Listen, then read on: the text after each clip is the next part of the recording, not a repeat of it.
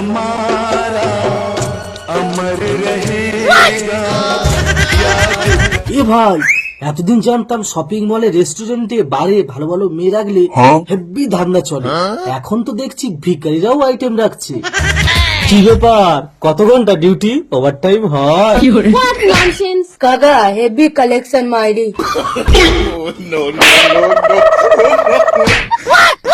এই কানা যদি তোমার স্বামী হতো তুমি মারতে পারতে?